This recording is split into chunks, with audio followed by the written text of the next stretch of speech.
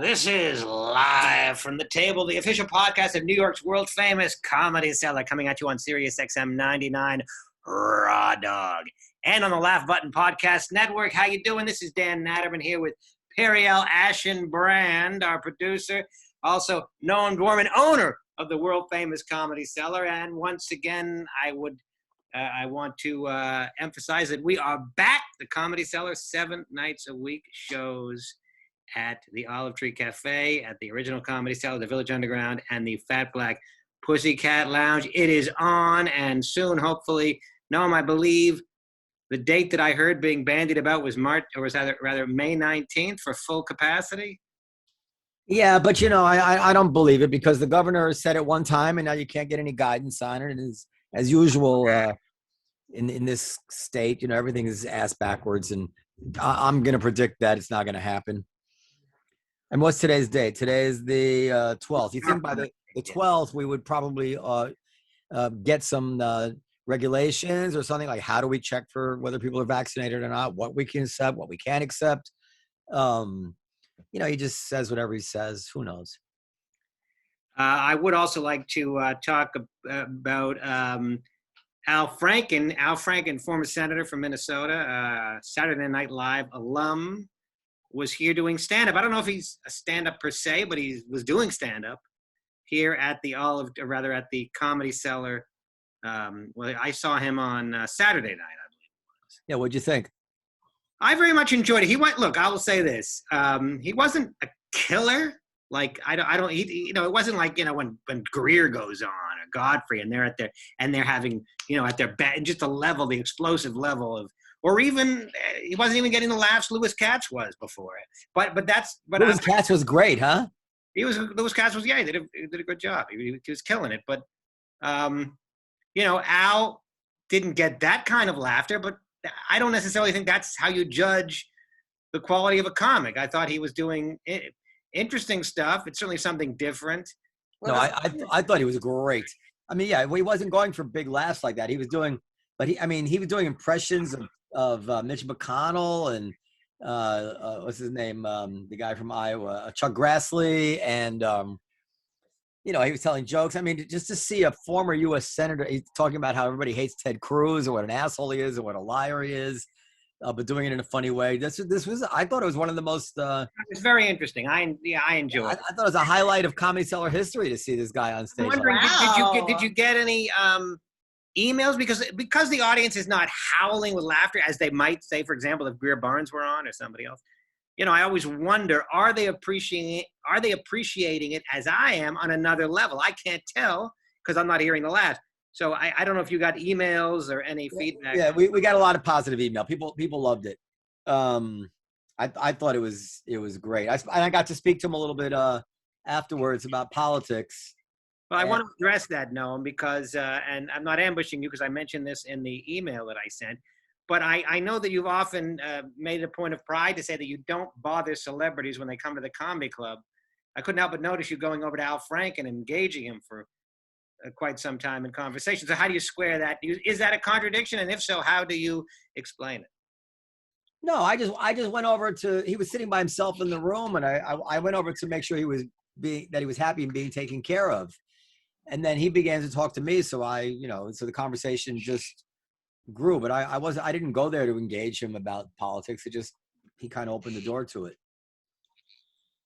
He was asking me questions. I don't know. I feel like just me and him alone. I feel like political guests are kind of a different bag because that's sort of Noam's thing. Like that's but the point is if Noam says that you shouldn't bother celebrities, I don't think I was bothering him. I know it was the flip side. I was worried that nobody was looking after him, making sure he had a drink, making sure he was taken care of. He was all by himself sitting in the lounge in the Pussycat. He'd never even been to the place before. I didn't know if the waitresses were looking after him. That's the reason I went. But I think she's right. I think look, political people like to talk. It's different. Well, I mean, the thing that's sort of unbelievable is that they actually love talking to him. Who, to Franken? No, to you. Oh yeah. Well, I don't want to betray the stuff he said to me. in the conversation. But I'll tell you this, that what I took away from it, something I've known, but is that partisanship controls everything. Like, you know, he was very reasonable, but I know very well that reasonable in my opinion. But if he was a U.S. senator now, he would have to toe the party line, even on the things that he doesn't believe are reasonable. So, but that's all of them, you know, left and right. Is he working on a one-person show or something, or he's just doing this for shits and giggles? No, he would just ask me where he could find hookers and stuff like that. I don't know. Why is he doing stand-up now? I don't think he's done stand-up in the past. I didn't ask him any of those questions. I don't know. I just. Noam doesn't care about his comedy. He doesn't give a shit. No, I didn't want to pry. I can't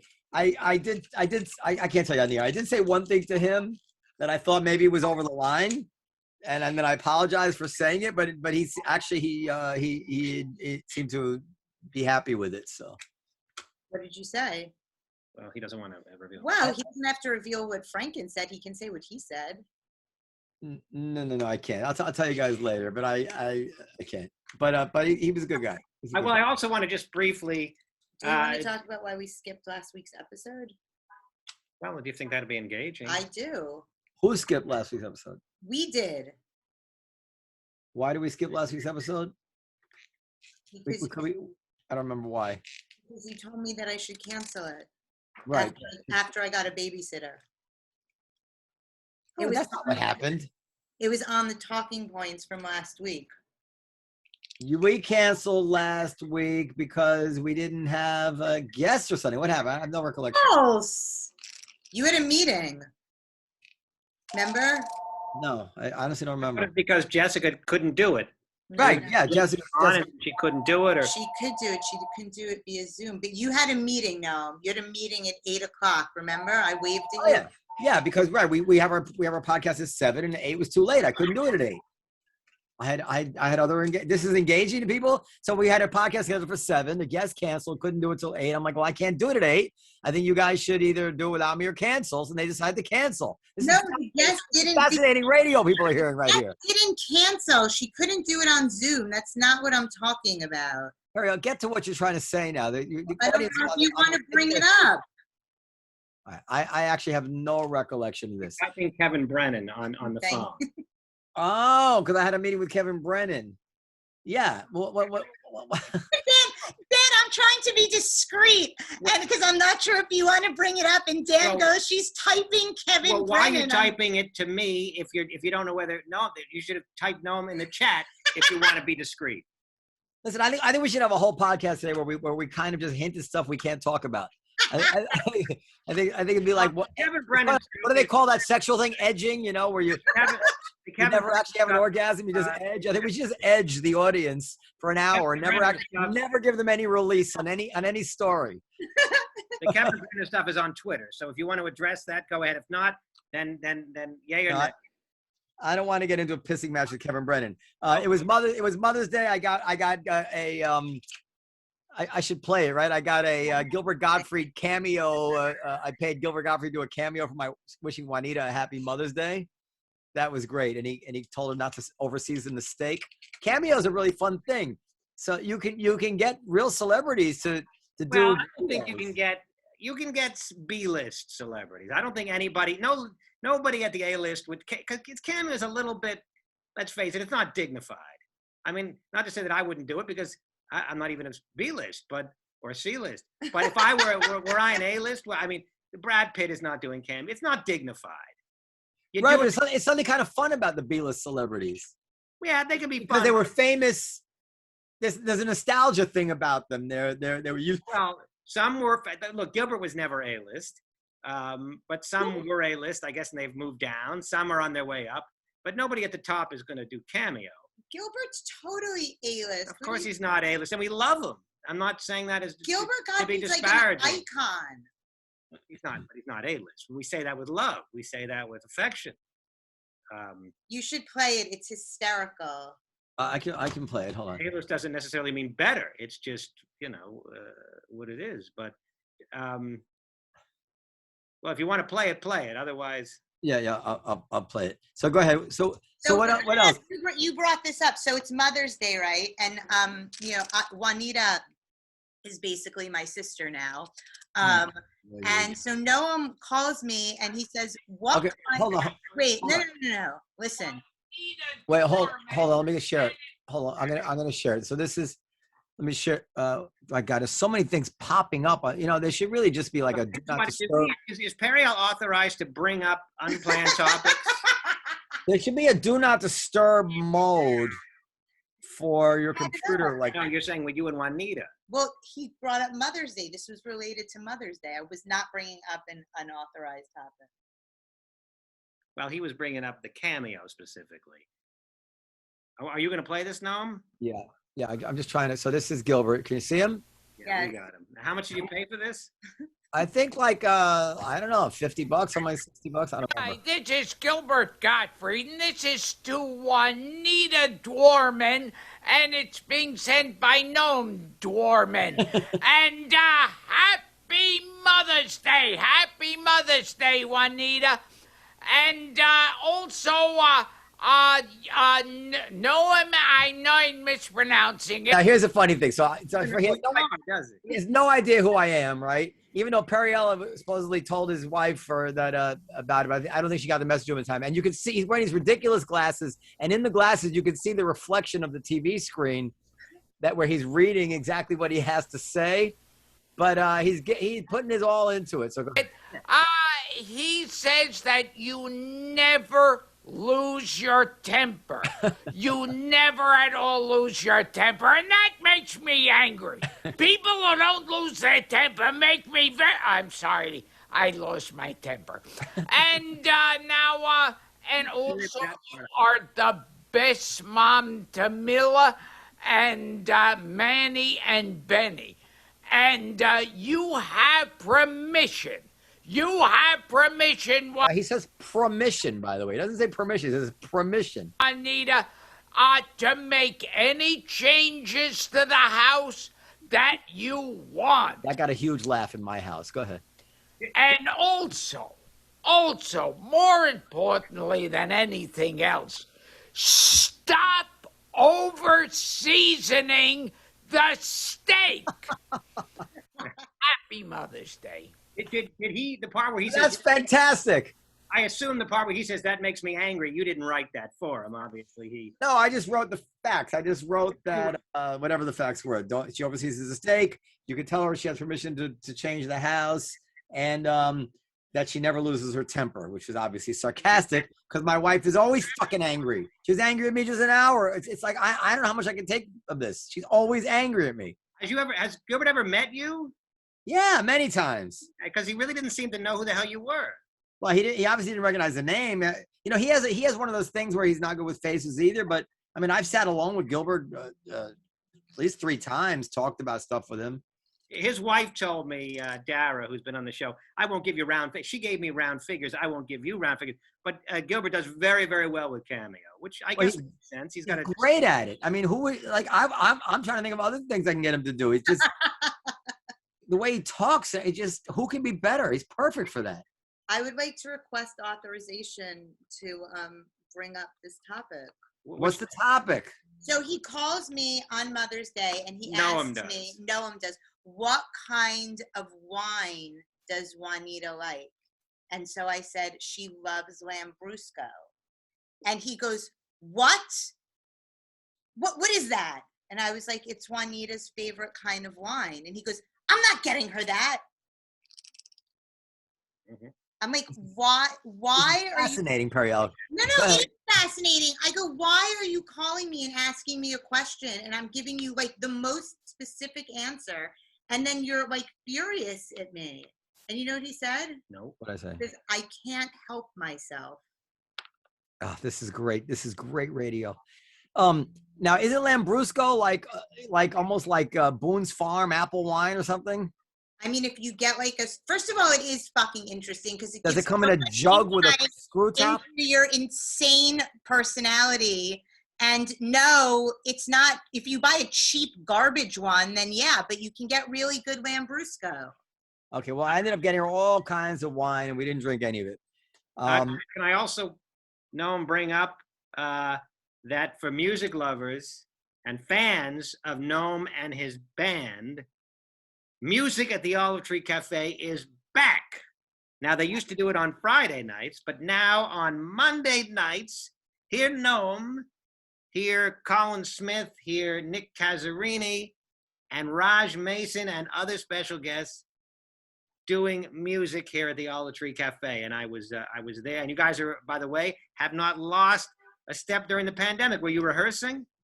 No, we were not rehearsing. We're just that good, Dan. Well, once you get to a certain level at guitar, can you lose it? Or does it, once you get there, it stays? No, you can't. Actually, I found it very interesting. Like, those guys have been playing through the pandemic. I barely played, but I found it interesting that just by, because I've been giving my son Manny regular guitar lessons, that I kind of kept in shape. I didn't feel like I'd gone without, I mean, I'd only played one real time in the entire time since last March. That was the day that Nick and Colin came over to my house over the summer. I've literally not played, haven't recorded, nothing. But I was playing all right. Well, Raj Mason or Masan? I'm thinking of Palm. It's Rajay. No. Raj Mason said to me, because, you know, I've been practicing guitar, and I showed Noam a video of me working through Here Comes the Sun. But pretty good. Thank you.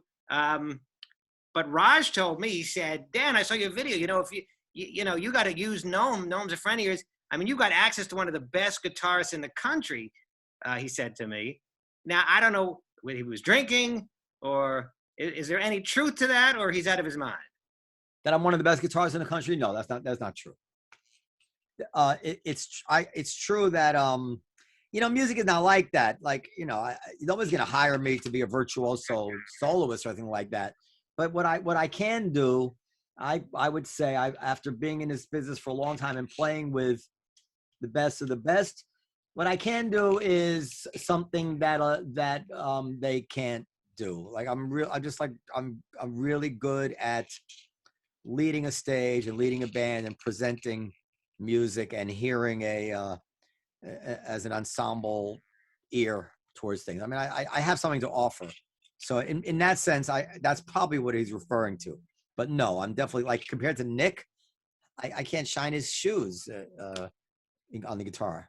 Now, you know, when you look at these like Rolling Stone lists of 100 best guitarists, you know, of all time, I mean, how much of that is legitimate, and how much of it is the 100 best guitarists that are also famous of all time? Because they're all famous people. I mean, are there guitarists that are just as good? You say Nick, you can't shine his shoes. How good is Nick compared to people on that Rolling Stone list? How good are, any number of people you've never heard of compared to Clapton, or compared to, I mean, Springsteen was on that list, for example. You know, is he better than Nick Cazzarini, technically? Or Cazzarini. Well, I mean, you know, these are impossible things. So, like, you know, like, what's the Rachmaninoff concerto that Jeffrey Rush in that movie, Rock, something or other, Rock 2 or whatever it was. Like, there's, you know, if you want to measure somebody, like, can they play one of the most challenging things ever written for an instrument, and can they play it, you know, on a world-class level? That's one way of measuring how good somebody is in an instrument. That's not the way people are measuring Eric Clapton or Jimi Hendrix or something like that, or even Paul McCartney on the bass. At that point, they're measuring them in terms of how they are affecting their audience, and how they're innovating, and how clever they are, or about the notes they've chosen to play, which could also be quite simple. So, like, Jaco Pastorius, who was a virtuoso bass player, would play Blackbird, the Paul McCartney song, over and over and over and over again. Now, Blackbird is not challenging at all to play. My son Manny's playing it at 7. But to think of it, so you don't really know what they mean by, like, when people say Keith Richards is one of the greatest guitar players of all time, you know, it's not clear what they mean by that. But he's definitely original and innovative, and whatever he's doing, you know, the entire planet Earth is responding to it. So, is that a guitar talent, or is that some other talent? You know, I don't know. The writing is getting, like, their ability to write music is getting mixed together with, you know, you don't know if they're referring to the writing or the playing. Yeah, and it's also, yeah, it's that, and it's also just something about the charisma with which he can play something. Like, you ever notice, like, you hear some like imitation cover band, they play like the Rolling Stones exactly note for note as the Rolling Stones play it, and sometimes these musicians are more accomplished than the actual Rolling Stones are, but it's just not the same. There's just something about the personality, artistry, that is very, very difficult to figure out. You wonder if a computer could ever figure that out. I don't know.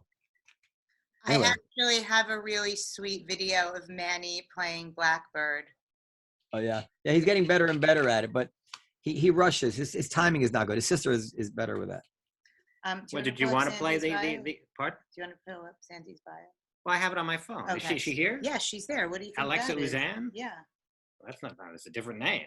Well, I don't remember where you were, but all right. Well, we have a guest. Oh, it was when I was babysitting, and you made me promise that I would make him do his lesson. Yeah, practice. Yeah. Practice, and so I did, and Ari was sitting there like cheering him on.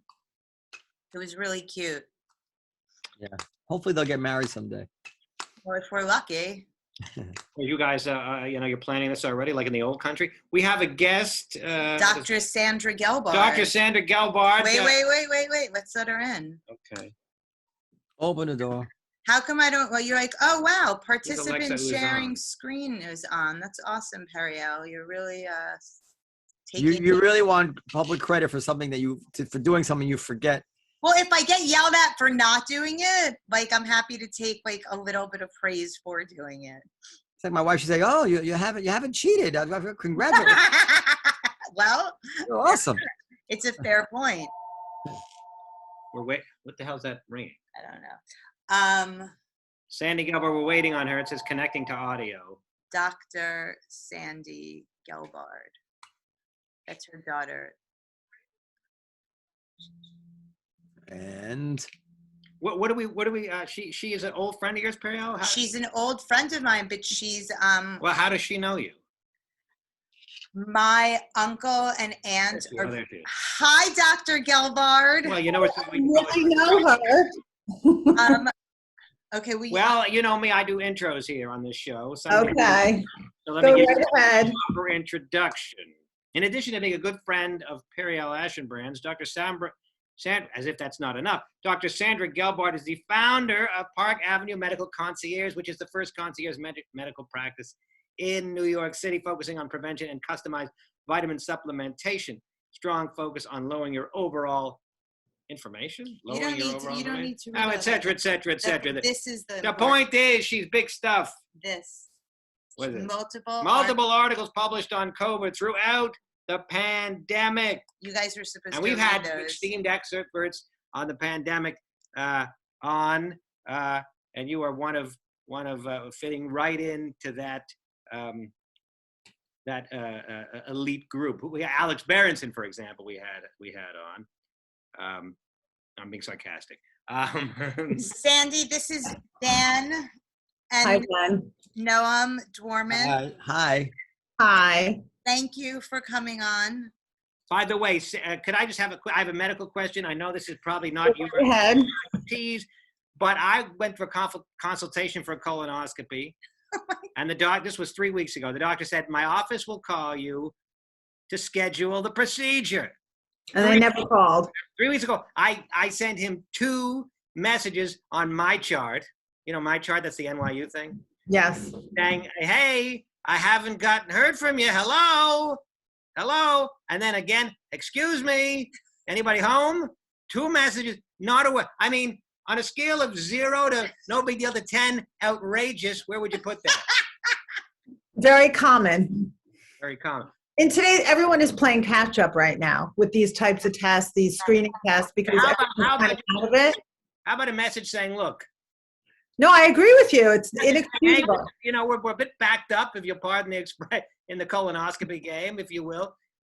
You know, but we'll get to you. But it's this town. You can't get a hold of your doctor in this town. You have to be your own advocate.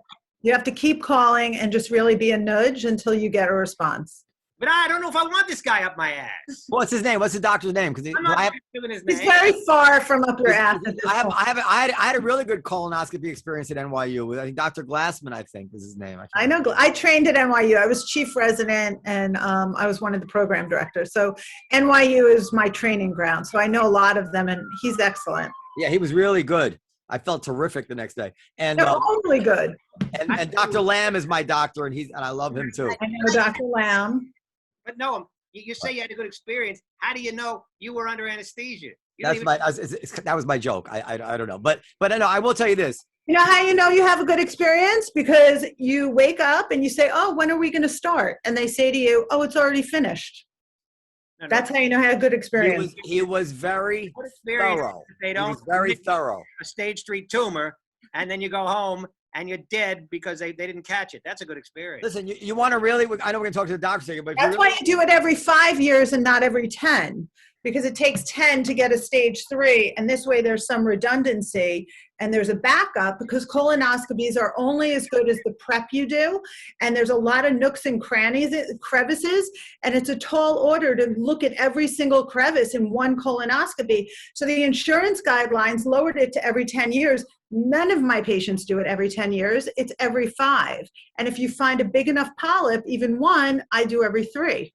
And by the way, I trained it. I spent a year at Memorial Sloan Kettering on the GI service, where everyone was 30 or younger with stage 4 cancer. I literally had to leave the room because it was way too emotional. And before I got pregnant with my 2 children, the first one, I had no GI issues. I was 32, so I was far from needing it, but guess what I did? I got a colonoscopy because of my experience. So I am like a big believer in colonoscopies. Do you know, out of the 5 causes of cancer, it's the only preventable one? I'll tell you, this podcast, not only is in it to I know, we're talking about COVID. Now we're going to do colonoscopies. But yeah, well, okay. She's like a COVID expert. Okay, I know, but I have a particular issue that I want to discuss. Now we'll get to COVID. I was going to say something about colonoscopies. If you guys really want to, medical order. If you really want to be worried, Dan, if you Google it, there's a lot of I don't know if this is because of bad incompetent colonoscopies or just weird things that happen in nature, but there's a significant number of people who get serious colon cancer within a year after getting it all clear from a colonoscopy. There is that too. So you're never really out of the woods, Dan. You should go every 6 months. Well, it's also very user dependent. So I have a lot of patients that live outside of Manhattan, and having been born and bred here, I'm a little partial, and I always insist they go to my people because I just feel it's such an important test. Yeah.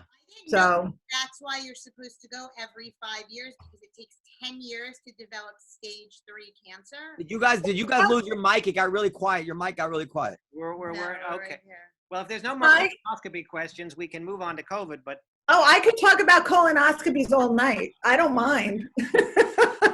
Colonoscopies, COVID, whatever you want. I'll tell the truth. Let me answer your question, Perry. So if I got a polyp today, it would take 10 years for that to become a cancer. So that's why doing a colonoscopy every 5 years, you have that redundance that you catch it. If you go every 10 years, you sure as well better be very sure you get everything in one shot. And I have a question for you. Like, you used to watch MASH, the show MASH, you know? On a MASH, they're doing surgery, but they're always making jokes, right? Like, are they making jokes during our colonoscopy, like about my skinny ass, or like? No, but like, everybody has to be a human being, right? And that's what you want in your doctor. I mean, you don't want someone who's like a robot. Right. I don't think anyone's disrespectful to the patient. I think good doctors really understand the essence and the importance of what they're doing, and it's really a life calling, or you wouldn't do it. How often do surgeons forget instruments inside their patients? Not very often. I trained, at NYU at Bellevue. So we would see x-rays of everything, and it was like a slideshow of like the craziest stuff. But that's very far and few between. That's not like a common. If we're going to stay on the erectal theme, then I guess we'd be remiss if we didn't discuss all the things people shove up there. Well, I will tell you, I think I'm allowed to talk about this. At Bellevue, my boyfriend, when I was at Bellevue, which is NYU's teaching hospital, was a surgeon, and he called me over because they had an admission for rectal pain, and they did an x-ray, and there was an ice cream scooper, and it was on the x-ray, and you could see the ice cream. I don't think I've been on a lot of shows. I don't think I've ever told that story. So That's love. But it was really quite something, this x-ray. And you were wondering, like, what was this guy thinking? And now they were worried about a perforation. Like, how do you get that out? You can't like push it out as you might a bowel movement? You can't. Well, I mean, you could also perforate. It's metal. It's not as malleable as like a bowel movement. So, you run the risk of perforating your colon. I caused a scene at a Carvel today, by the way. I should have told that story earlier, but I did. I got in a fight with the new owner of the Carvel in Ardsley. Oh my God.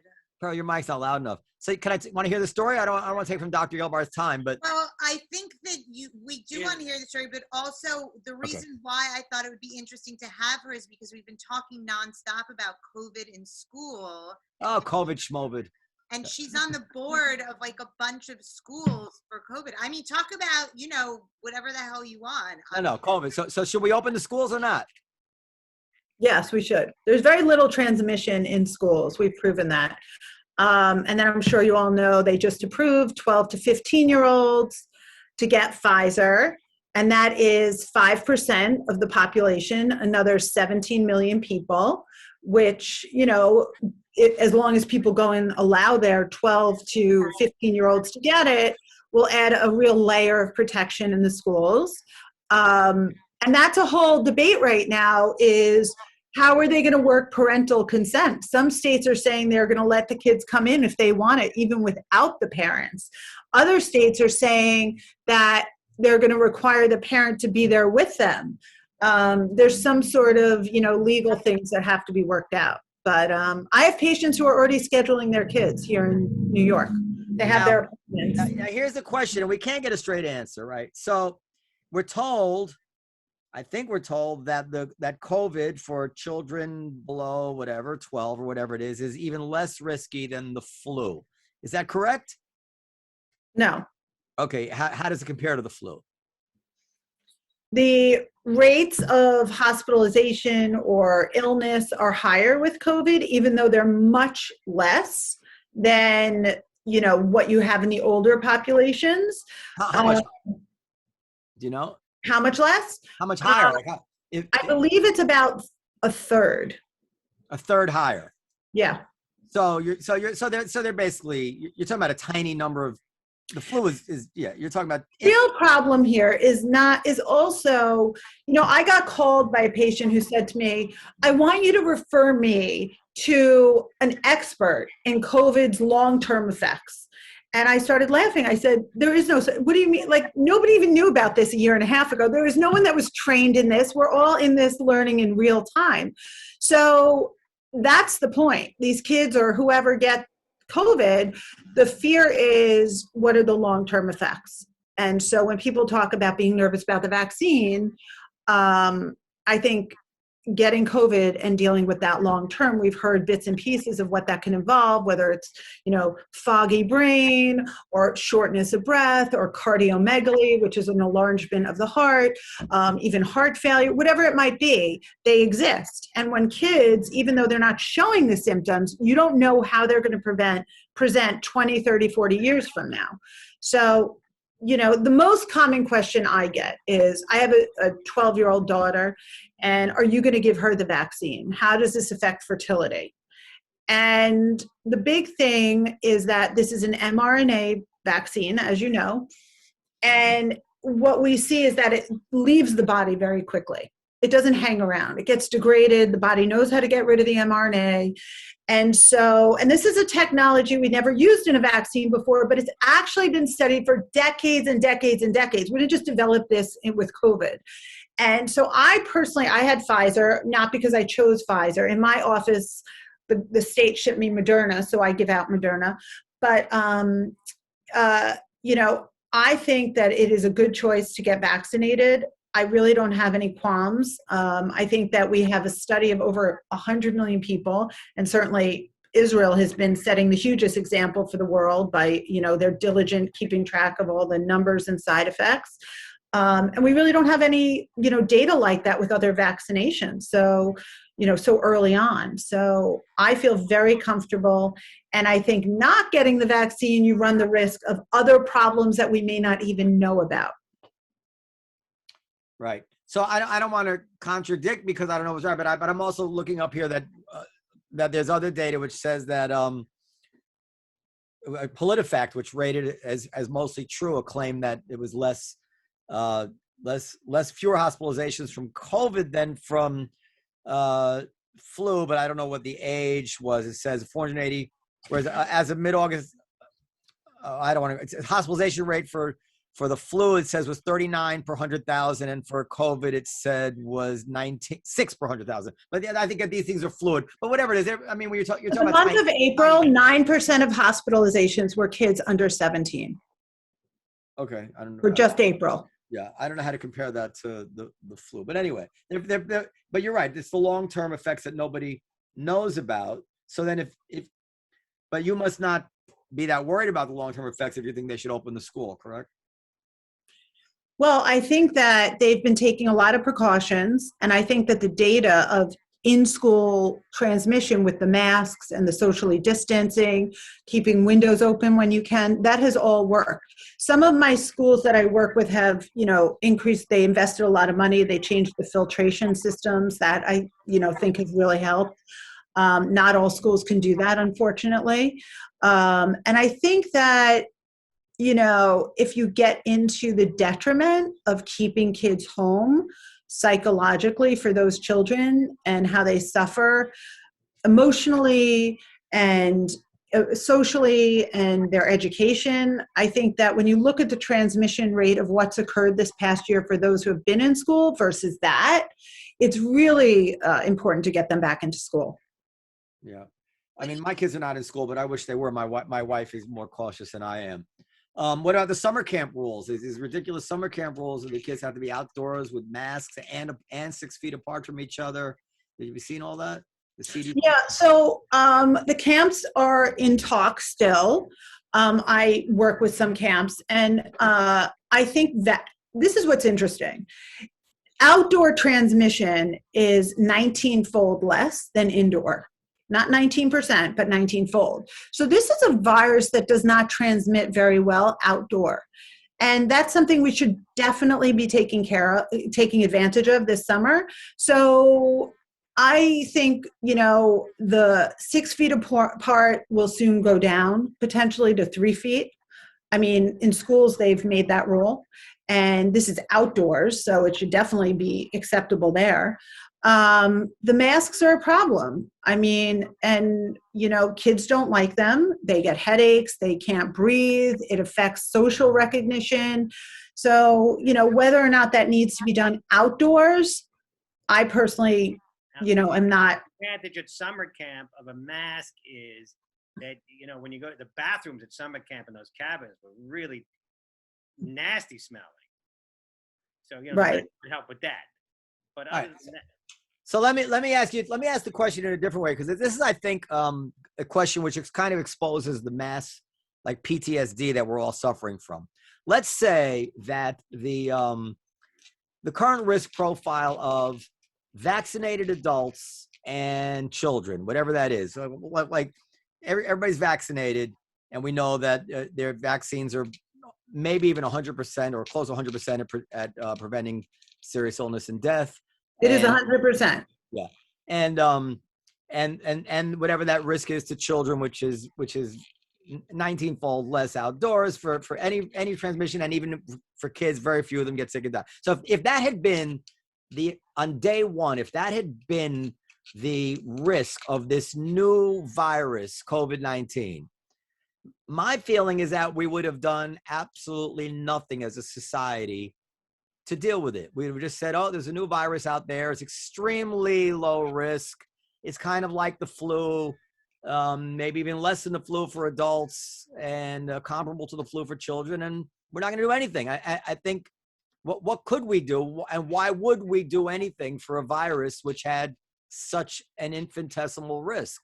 But now that we're on the other end of it, having lived through all this stress, we just can't react to it as we would if this had been the initial risk. We're still carrying all this psychological baggage, which is causing us just not to let go of it.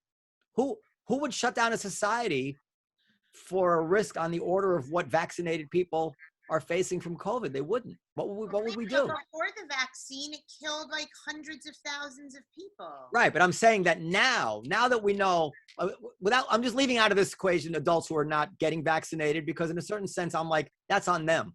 But leaving that aside, I'm just saying that adults who are vaccinated have almost no risk. Right. Children who are not vaccinated have almost no risk.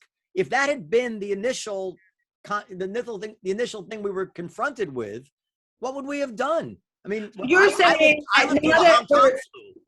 now that we're here, we can't accept it because we've been scarred and trained to wear masks, and we're going to just hold on to them for dear life regardless. Yeah, we're no longer reacting. We're no longer reacting rationally as we would have if this had been the initial thing. We're still have in our brains all that we've been through, which is that's why I call it PTSD. Well, I think that, this virus, when I did spend time in the hospital taking care of COVID patients, what me and my colleagues talked about, there was no predictability of who would end up in what situation. And what I mean by that is you could have a 40-year-old, 50-year-old healthy person come in a little short of breath and then do an x-ray, everything was okay, oxygenation was good, you send them home, 12 hours later, they are completely hypoxic, show up, infiltrates everywhere, and they need to be ventilated. And then who would end up with the clotting problem, right? Which hit every organ in the body. So you had people on, I had personally patients who went on dialysis from this, who had strokes and never recovered. And was that one very unusual, 1 out of 100, 1 out of 2? Yes, but you have that happen once and it really hits you that this is really like Russian roulette with this virus. So thank God we have that vaccine, because, right, you just don't know. But I think that there is something to be said, even among the healthcare workers, like after seeing that, it was very frightening. It was you felt like you were in a sci-fi movie and you had nowhere to turn to help. I have a very close neurology friend, him and his partner, they were walking around the hospital examining every COVID patient on the unit, writing down their findings, and now we're going to publish neurological complications to COVID. And they're writing this as they're roaming around, but no one else in the world knows this information. So, right, so I think you're agreeing with me. Actually. I'm agreeing with you. Yeah, okay, good. Yeah. Because Periel thinks you're disagreeing with me. She's agreeing with me, Periel. Yeah, no, I agree with you. I think it's going to be very hard for people to totally take off their masks and be free. And what do you have a position about, we obviously talk a lot about having shows now. Noam has a bunch of clubs and everybody, it's 33% capacity. Everybody is, he takes such insane precaution. There's plexiglass, the comics are behind plexiglass, and they're saying now that they can open up at, May 19th at 100% capacity. If everyone's vaccinated, that's what they say. They check vaccination. If they're vaccinated. Is that safe? Do you have a position or any insight into? Okay, so here's my position. I think that not to be doom and gloom, but I'm really concerned about India right now. And I think that if this virus has told us anything, it's that we are one people. I don't care if you're in India, I don't care if you're in China, what you have going on there affects me and I should be deeply invested in it.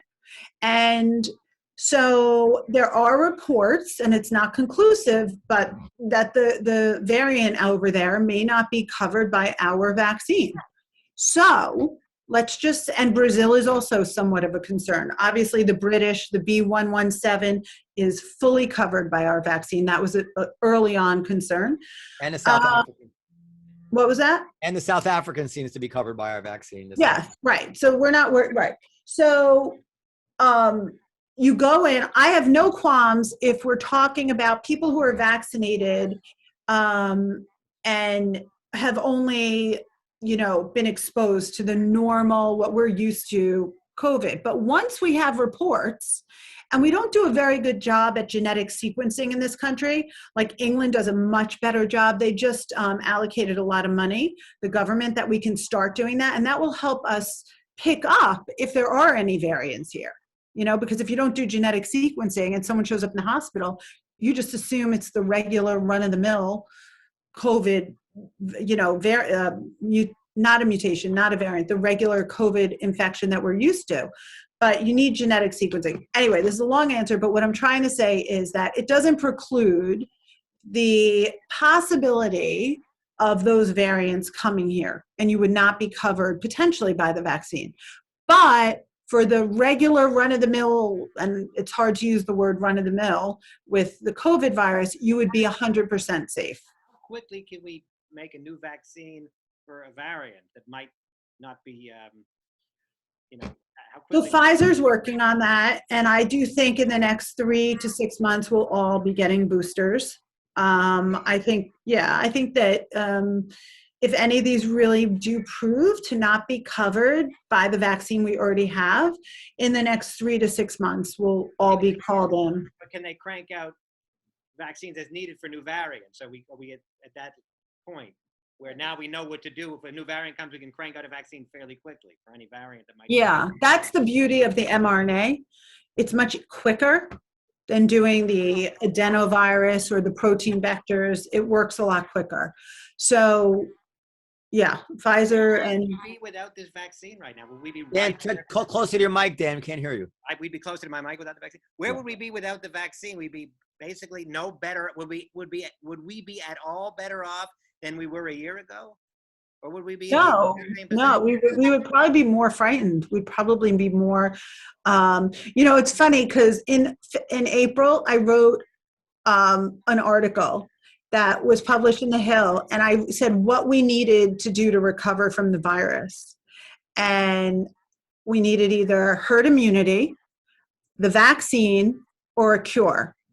And when I talked about the vaccine in this article, I said that I had very low hope that we would ever have a vaccine in the next 12 to 18 months. I said, if history proves anything, we definitely will not have one.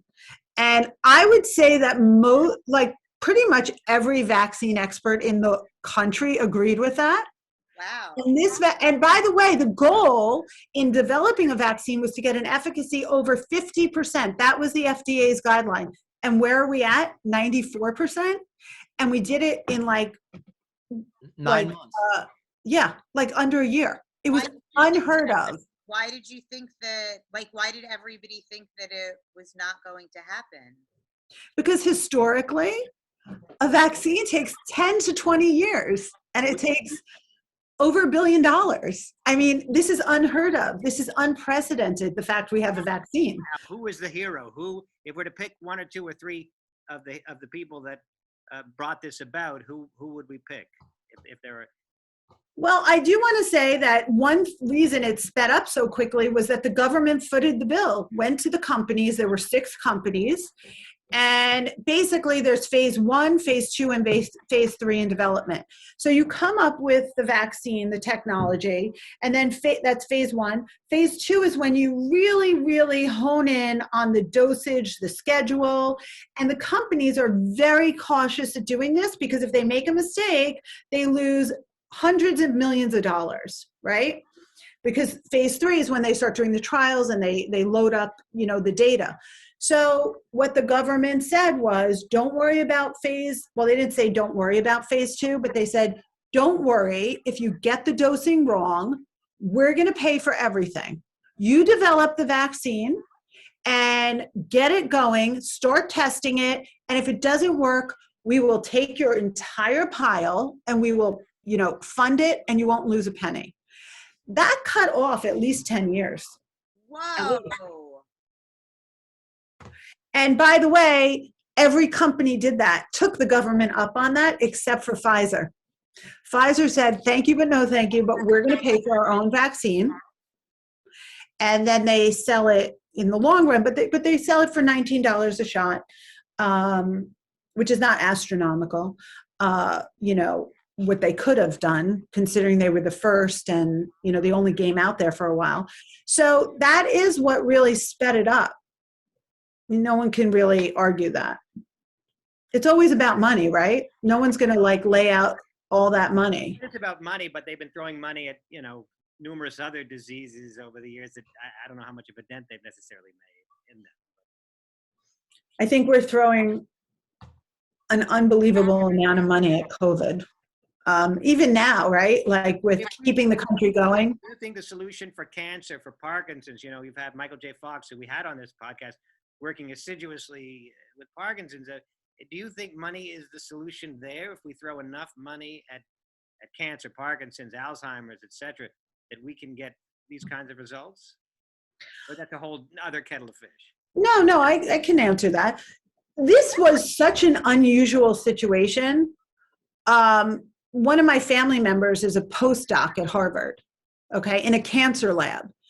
Do you know they shut down every lab during COVID? And they said the only way you are allowed to conduct research is if you come up with experiments that focus on COVID. All of Harvard was closed down. So my sister-in-law, who is at Harvard, had to rewrite grants and proposals. So you basically took all the brightest minds in this country and you said, whatever you're working on, you're going to stop and we're going to pay attention to this and only this. Or guess what? You're not allowed to do any research. So I believe that if you do that with any disease, we will make real headway, whether it's cancer, Parkinson's, dementia, absolutely. And this was fascinating from that point of view. I mean, I was really in this. I felt like as tragic as COVID was, from a scientific point of view, this was something that was going on that was a once in a lifetime thing you would ever see. And to see how much headway we made in a year, it was really mind blowing. Anybody? Is that a very long answer? No, it's actually fascinating. It really is. Well, so then what lesson does this teach us, if any, about these other diseases that I mentioned? Is there any? I mean, of course, we have finite resources, but well, do we? I mean, if you threw like billions of dollars, is this a lesson for other diseases that, you know? I mean, I think it is a lesson. I think it's like a lesson in being collaborative and coming together, working together, and what you can get done. Whereas if you work separately, everyone in their own little world trying to get ahead, you move at a snail's pace, but you all come together and focus, and sky's the limit. So hopefully that will, you know, affect future projects. Noam has used this vaccine as a reason for pride in America. Is he right that America really was the driving force behind these vaccines? Yes. Okay. Was that some debatable point? Not just the vaccine, the entire mRNA The technology. vaccines. Look at the vaccines. Moderna, Pfizer. I mean, those were the first two. One of them, a married couple from Germany that created the vaccine. The biotech, that Pfizer partnered with?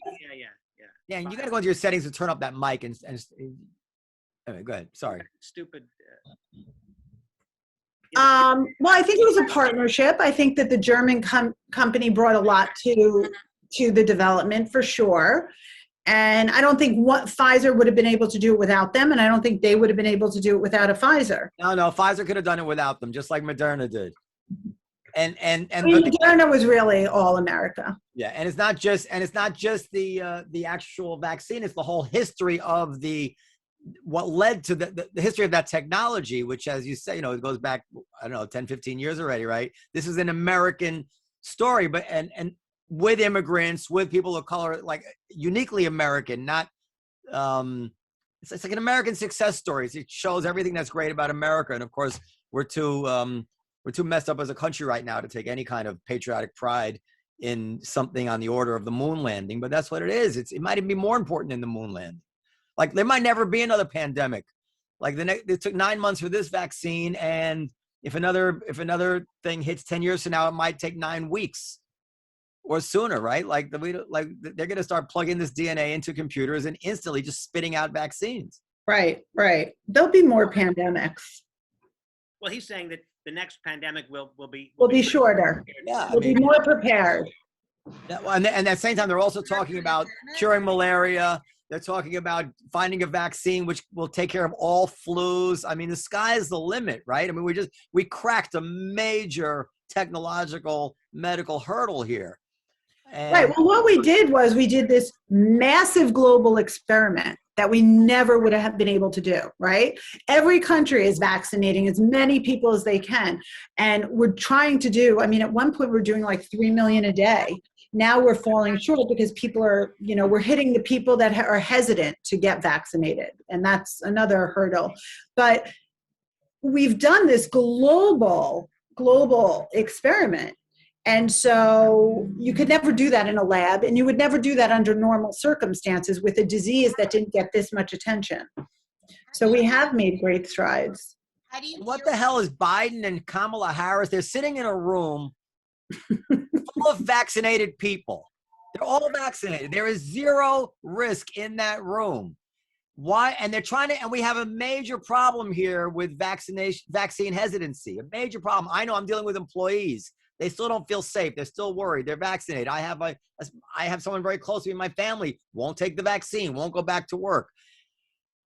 Why is not the president of the United States saying, we're all vaccinated here, we can take off our masks, some sort of Churchillian optimistic, we'll never have zero risk, but we need to get this vaccine and put this behind us. And like, they're just, it's like if you look at Kamala Harris in her office with a mask on, 6 feet apart away from her assistant who's also been vaccinated and also tested, all wearing masks, she's saying, why are they doing this? Do you have any idea why they're doing it? I know why, because politically there could be no one knows what to do. And when you're talking about politics, it's all like how things appear, right? You take off your mask, even if you're vaccinated, even though the science supports that you are 100% protected against severe illness and death, you might look like, I don't believe in this virus, no mask, look at me, no mask. Even though, what we need to develop is some sort of visible bracelet or sticker or something that people see, oh, there's no mask, but look, she's wearing the bracelet. She's vaccinated. But that's not leadership. We know the president and the vice president have been vaccinated. We know all the members of Congress have been vaccinated. Like I'm not saying I agree with it. I'm just saying that's what I think is behind it. I think that they're afraid to make that step. It's terrible because what's the biggest threat to our lives right now is people are afraid to take the vaccine. Yeah. That's the biggest threat. Very true. So how do you that is very true. People? That was my question, is how do you deal with getting all of those people vaccinated? Like, what are we supposed to do? Well, so I deal with like a bunch of schools, and I get often asked, for next year, can we make it mandatory that our teachers, in order to come back, have to get the vaccine? And you really can't, because this is not an FDA approved vaccine. That was another way we really sped things up. It's EUA, which technically means it's investigational. So with your constitutional rights, you can't force someone to get an investigational vaccination. So it really has to be from someone who's an intelligent thinker and sees what's going on out there and understands the risks of getting COVID versus getting full protection, which is obviously far and above more. With us, I believe he used to work at Skadden Arps. Noam, you say what about the legalities of mandatory vaccination? I mean, it's EUA. It's not FDA approved. Why is I don't know. approved? because to get FDA approval would have also been another 5-10 years. So they passed it under the heading of emergency use authorization, which means it's experimental. You can't. What legal principle are you basing that on? That if it's FDA approved, it can be made mandatory, but if it's not FDA approved, it can't be made mandatory. I mean, is there any particular? Yes, that's just a fact. It's just a fact. I mean, they want to do that when something's. You can make something enforceable, like in school, which is what I deal with. For an FDA, if something's FDA approved, there's a lot of more layers of checks that have been passed. EUA is much, much, much quicker for an emergency to get something passed, but it gets passed under the heading, this is experimental. Well, certainly I don't know, you're closer to you guys need. At a minimum, private businesses can say, look, you're not coming in here if you're not vaccinated. So Noam can, do that at the Comedy Cellar. Yeah, well, I believe that it'll get FDA approved, right? So I believe that the government has a right to mandate that everybody has to take a vaccine. The Constitution is not a suicide pact, but I would say that it's before they do that, they ought to really do a better job in getting people to take it voluntarily. And it just seems to me they're doing a lot of things exactly the opposite of what you ought to be doing if you want to encourage people to take the vaccine. They're not doing a good job of making it clear that people can go back to normal life. They're almost shaming people not to go back to normal life. Like how dare you take off your mask and think that you're all safe and shit. Like I said, the people who are close to me who don't want to take the vaccine, it's really hard for me to sell them on taking the vaccine. It's like, well, you're still going to wear a mask and, the variants could come. Like all this talk about variants. Not really. This is the thing. A lot of people, we as people who kind of like to think that we understand how to analyze data in a certain way and how to look at statistics. We don't realize that for an overwhelming number of people, and it's not because they're stupid, it's because they've got other things that they concentrate on. They don't get this stuff. And they hear people talking about, well, it may not keep you safe against the variants. And they don't realize that that's this extremely unlikely situation that a variant might come over here. And if and when we can react to it, they just think, well, the vaccine's not going to get me that much anyway. I'm really not that safe. And everybody's still wearing masks. If they're all still wearing masks, like I have common sense. If I see the president and everybody in Congress all vaccinated, still wearing masks, the vaccine is not that much of a game changer. And it did come out in 9 months, and they read their disinformation on Facebook and Twitter, and they don't take the mask, and they don't take the vaccine. And I really think the president and everybody and the vice president, they should get up there and they should make some real Churchill-like optimistic speeches encouraging the country to do this already. And I think Dan's right. I think businesses should be encouraged to go vaccine only. So one thing I will tell you, I've always felt I did not need to wear a mask outside just because of the lack of transmission, and I felt it was, not needed. But then the Department of Health said, if you're outside and you're vaccinated, take off your mask if you're not in a big crowd. So when I used to not wear my mask occasionally, walking outside alone with no one right next to me, I would see when people would pass me, I would get like a look. And now I see many people walking without masks. And so I think that's the step in the right direction. Yeah. I would just, to put it very zoom out, the average person I meet does not seem to really understand how significant this vaccine is in changing their safety profile. They just don't seem to get it. Like you tell people, well, it's basically you're 100% safe of, you might even still catch something maybe, and that might only be because you're immunocompromised or something, but you may get something, but you're not going to die and you're not going to get very sick anymore. And right. People don't get that. But I don't know that. They don't get it. I think a lot of people, I don't know what percentage, are what I put in the conspiracy theory category. And you can explain these things to them until you're blue in the face, and they think that it's all a big conspiracy, that the government wants to control us, or that Bill Gates is injecting us with, whatever, a tracking system. I mean, I don't know what percentage of the anti-vaxxers are in that category, but you're not going to reach those people with the kinds of logical explanations that you're suggesting. If they're really married to it. But if, these people get pushed around. I see really smart people whose belief system gets pushed around like a feather when based on partisanship and tribalism. Like the president comes out and says the opposite of what they believed all along, and all of a sudden they believe the opposite. So some of these people are they repeat this stuff. The question is, do they really deeply believe this stuff? And maybe if you had to have a vaccine to go to the movies or a restaurant, they'd be like, all right, I'll get the vaccine.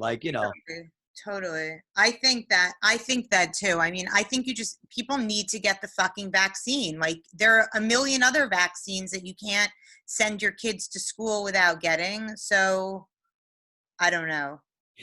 I think that one thing that will really help is as society opens up and they come out with the vaccine passports, and you have to show them, or you wear something on your arm or something, people are going to feel different, and it's going to feel very obvious that they're being shut out because they don't have the vaccine, whether it's either, traveling for vacation, going to a comedy club, going to a movie, whatever it might be. But I think once that system is really perfected, then you might move people over the bar more easily.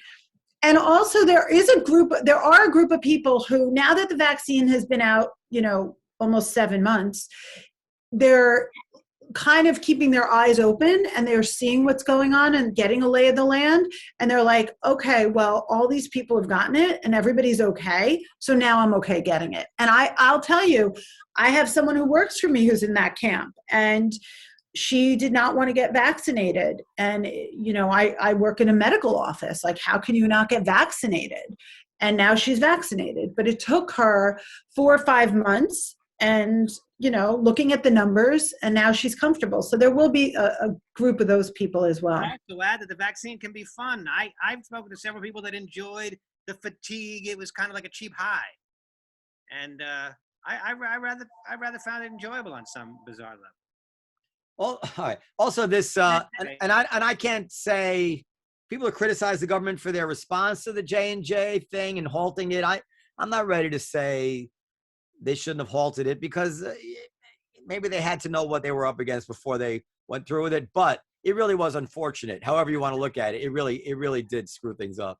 What was really the misstep, I didn't believe in holding it. Every clotting event that happened was in women. So at the very least, they should have continued as planned with the men, because obviously there was a hormonally linked issue. And the real screw up was when the CDC met the following week to make a decision, and they basically said, we're not making a decision. We're going to carry on. And at that point, we knew it was 15 cases out of 7 million, which is less events than you get in clotting from actually COVID. We knew it was only women under 50 years old. So at the very least, they should have said, okay, we're not ready to make a decision, but we have some clarity that it's only the women under 50. So women over 50 and all men go right ahead. And that was really, like, punting it like that it costs a lot of lives. That's too bad. Well, they're so cautious, and I can understand why they're cautious. Like, you saw that thing in the Times the day before yesterday where they were saying it's less than 10% transmission outside, but the actual number was, it's true, less than 10%, was 0.1%, which is like, 1,000 times less. Right. Yeah. So no, just FYI, we're at an hour 15. I don't know if you want to. What's that? I said we're in an hour 15. I don't know if you want to wrap this up. You want to hear want to hear what happened to me at Carvel?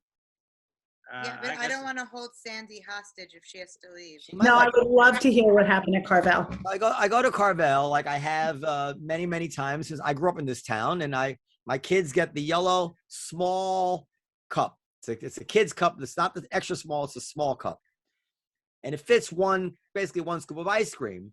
But for years, I would say, I want a kid's cup, half this and half that, and they would give you, and they'd mix two flavors together. New owner says, nope, you can't mix 2 flavors in a cup.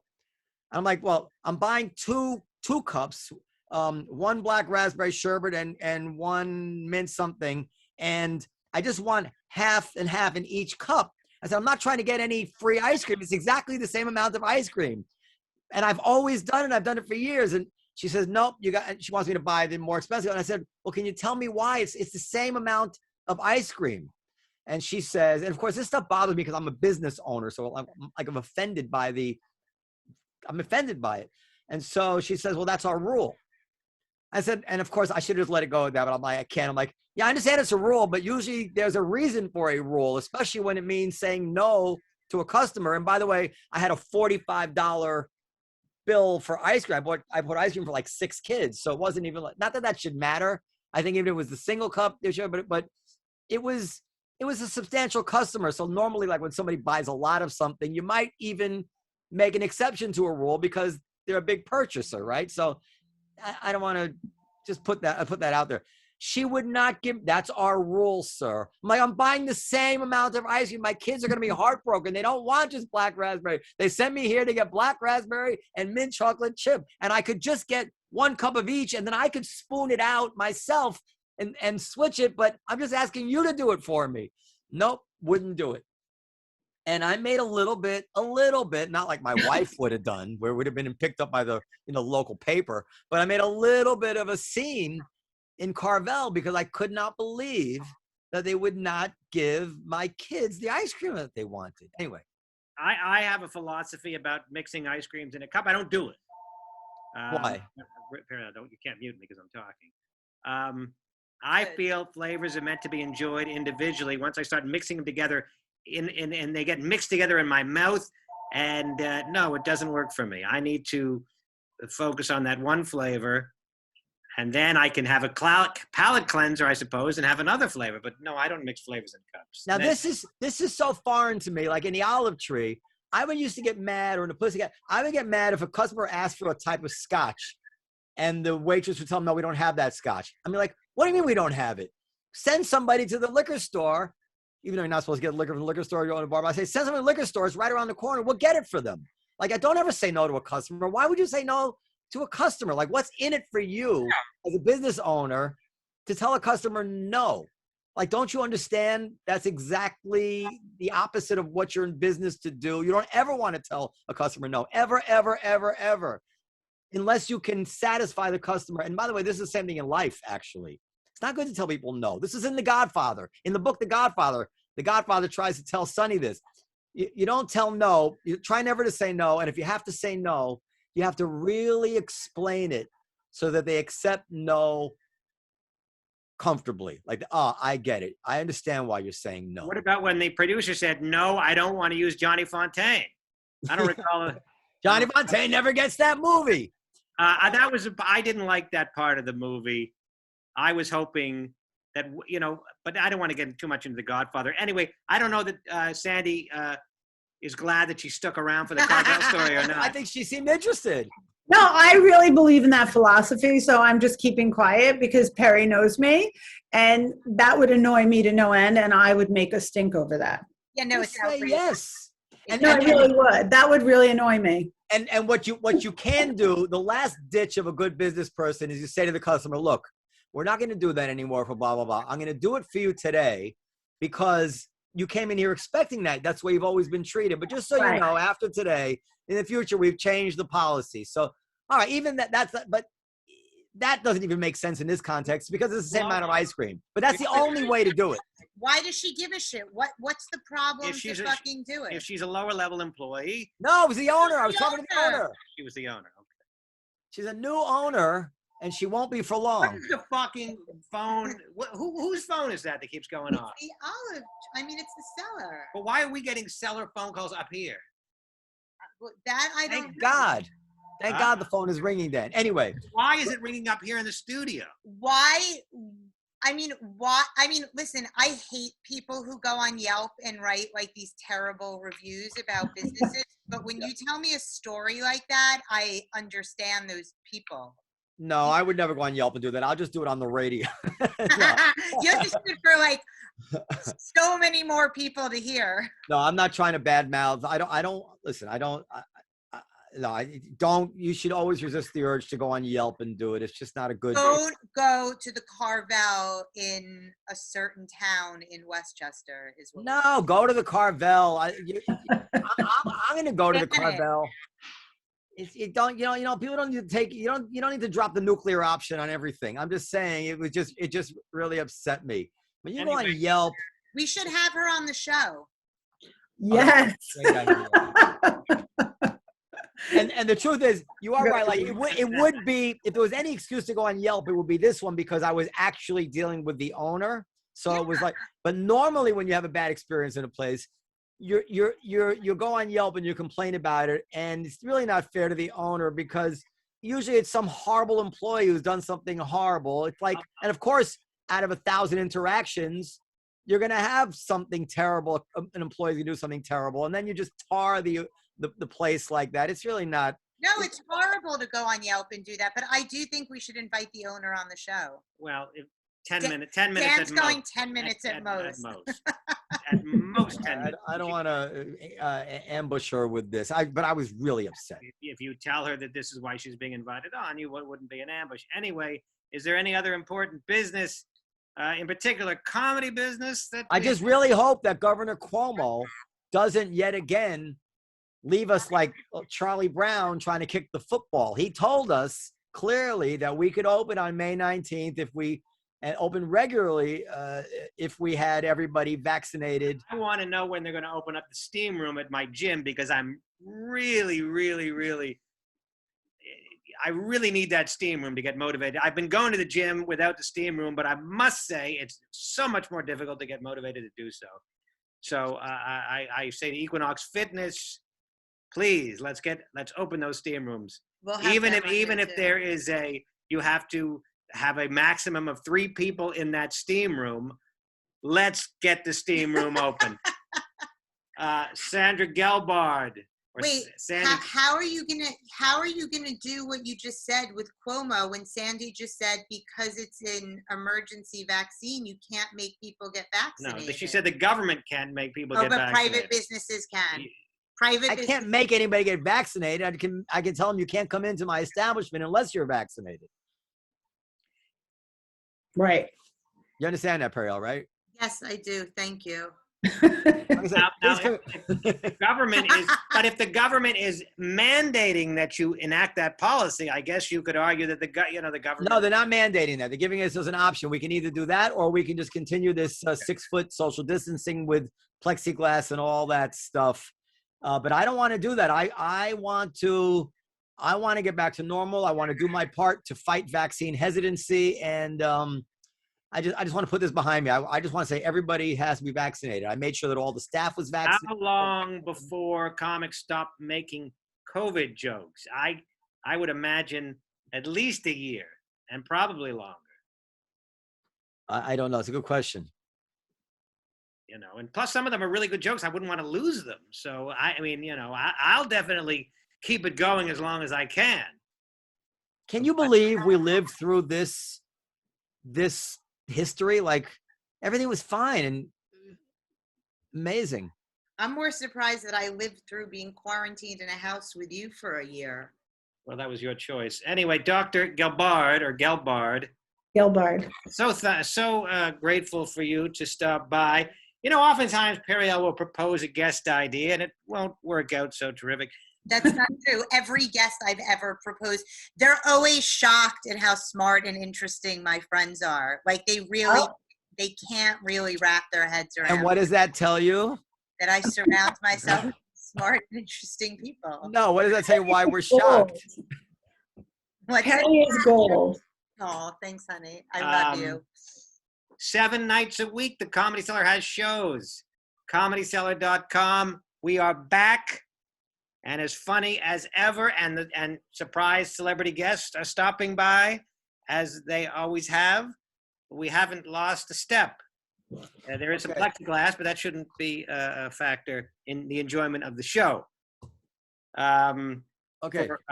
podcast at comedycellar.com for questions, comments, suggestions, constructive criticism as well.